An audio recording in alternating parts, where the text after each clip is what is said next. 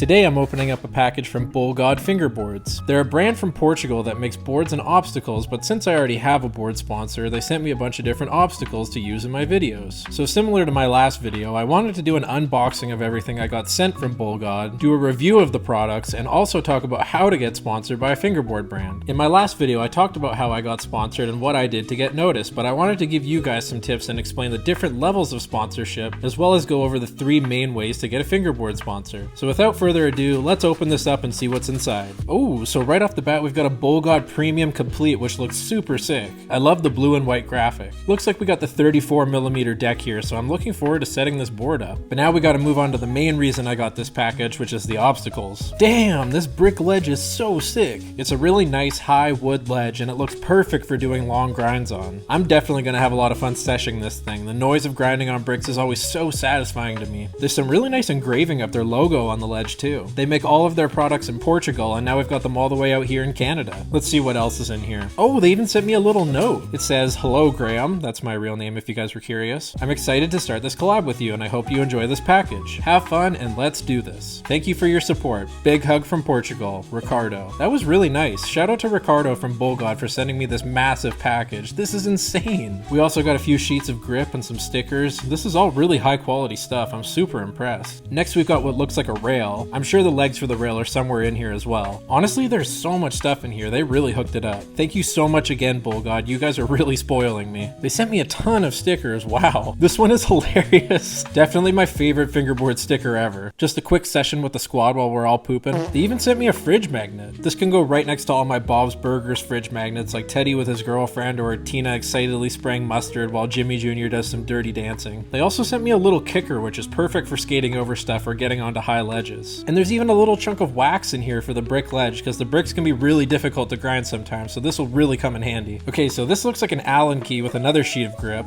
This is probably for putting together the rail, and speaking of which, here are the legs of the rail. I really like how they engraved their logo onto the rail too. This is awesome branding and even better products. Super excited to sesh this thing as well. Gonna screw these all together so we can see what the complete rail looks like. This thing is sick. I have so many square rails, so I'm stoked to have a new round rail. And that's everything in the package. They really hooked it up, so huge thanks to Fingerboard FB. You can give them a follow on YouTube or Instagram at Fingerboard FB, or check out their website, fingerboardfb.com. Now that we've unboxed everything, let's talk about how you can get sponsored. In fingerboarding, I feel like there's 3 distinct ways to get sponsored. The first and most obvious way to get sponsored is to be really good at fingerboarding and to post your clips online. If you can do tricks that the majority of people can't do and you're posting online consistently, then you will get noticed and you will get sponsored. The problem with this is the people that are good at fingerboarding are unbelievably good at fingerboarding, and they've probably been doing it for like 10 years. So even if you are pretty good and you can do some flip tricks into grinds, it's hard to stand out against people who do the most technical combos in the world. The next way to get sponsored, and I think the most overlooked way of getting sponsored, is to be part of the local scene and to be friends with people that own fingerboard brands. If you live in a city that has a fingerboard store or that holds fingerboard events often, going to those stores and attending those events is a really good way to get noticed and to meet other people who own fingerboard brands. If you're popular in the scene or well known by other fingerboarders, brands will see a lot of value in sponsoring you because you'll be able to promote their brand to other fingerboarders and your friends. Being friendly and getting to know other people in the community or bringing new people into the community is really helpful for brands to sell more products. So even if you're not the best fingerboarder, being passionate and dedicating time to the scene is really going to make you stand out. But some of us aren't lucky enough to live in a city that holds fingerboard events or has a fingerboard store, so that's where I come in. The third way to get sponsored is to become a content creator. I'd say a good 90% of fingerboard stuff that gets posted online has nobody talking and it's just straight up clips of fingerboarding. A lot of people don't even bother to edit their clips and they'll just post one clip and that's it. And like I said previously, if you're really good at fingerboarding and that clip is absolutely amazing, or if you're really good friends with a brand owner, then maybe that's enough to get you sponsored. But the way that I was actually able to stand out and get sponsored was by dedicating my time to learning how to make engaging videos. Whether that be writing scripts for my videos, learning how to edit videos, or learning to record my voice and getting comfortable with speaking on a microphone, all of these skills combined are what made me different from a lot of other fingerboard creators. And of course there are lots and lots of other great fingerboard content creators that came before me, but with there being an abundance of simple fingerboarding clips with little to no editing, making more engaging content is a really easy way to stand out in the fingerboard scene. I personally like to teach people things or walk them through the process of how I learned to do a new trick, but other content creators in the community focus more on building parks and obstacles or doing reviews of products or even doing podcasts about fingerboarding. And for someone like me who isn't the greatest fingerboarder and I I don't have any events or fingerboard stores in my city, being a content creator was the easiest way for me to get noticed and eventually get sponsored. One thing that I feel is important to learn is where to focus your efforts on social media. Personally, it's been the hardest for me to grow on YouTube. There's also no DM feature on YouTube, so it's a lot more difficult for a fingerboard brand to reach out if they want to sponsor you. And compared to other social media platforms, the YouTube comments tend to be the most honest, which can be good because you'll get some really great feedback, but from my personal experience, you'll also see the most hate and negative comments on YouTube. TikTok has been the easiest platform for me to grow an audience on, but I find that there aren't a ton of brands that use it consistently. Most fingerboarders just post on there and they don't really interact with other accounts. TikTok does have DMs, but with other brands not using it as much, you're less likely to get any sponsorship offers from TikTok. The comments are also kind of funny because they're typically people just saying first comment, second comment, third comment, and you'll rarely get any good feedback. Instagram is by far the most positive and has the most active community of fingerboarders. Just about every fingerboard brand is super active on there, and any sponsorship offers that I've got have been through Instagram DMs. If you're going to dedicate your efforts to one platform, then definitely focus on Instagram. People are very friendly on there, but you don't see as much honest feedback like you do on YouTube. It's usually comments like nice trick or a bunch of fire emojis. So those are a few options you have to put yourself out there in the fingerboarding community, but a couple of other ways to get noticed by sponsors is to show support by either commenting, liking, or sharing their posts, or buying their products and tagging them in videos of you using them. I've had a few companies reach out to me because they noticed me commenting on their posts, or they saw that I tagged them in a video of me using their products. We can't always rely on brands reaching out to us, so if you really like a brand, show them some love and it can really go a long way. You can always send a brand a sponsor me video too so they can see what you're capable of. But don't just message brands asking for free products because that's never going to work. These brands want to work with people who are passionate about fingerboarding and that will actually promote their products. There's also different types of sponsorships. There's being on a fingerboard team and getting free products that way, or there's collaborations where brands will send you free products so that you can help promote them. In my last video, I talked about my first fingerboard sponsor, TAC Fingerboards, and how they've added me to their team. And while it does help them each time I shout them out in a video, they are more so sponsoring me because they like my videos and wanted to give me some boards to ride. They're also adding me to the team so I can talk with the other team riders and we can spread the word to our fans, so maybe one day they'll buy a TAC fingerboard. You may have noticed that in the note Bull God sent me, they said that they were excited to start this collab, but they didn't actually say anything about sponsoring me. That's because they sent me these products for free, and in exchange, they want me to make a bunch of videos using their obstacles so I can help raise awareness about their brand and get more people interested in their products. This is different than what I have with TAC fingerboards because I'm technically not on the Bull God team. Maybe one day if our collaborations go well, they could add me to their team, but right now they're simply giving me products so I can help promote them. So even though I am getting the products for free, nothing in life is truly free, and I'm simply using their products in my videos so that my fans can learn about their brand. Hopefully that gives you guys a good understanding of what steps you can take to get sponsored and what kind of different sponsorships are out there. Now it's time to try all this stuff out, so let's get a little sesh on all these different obstacles.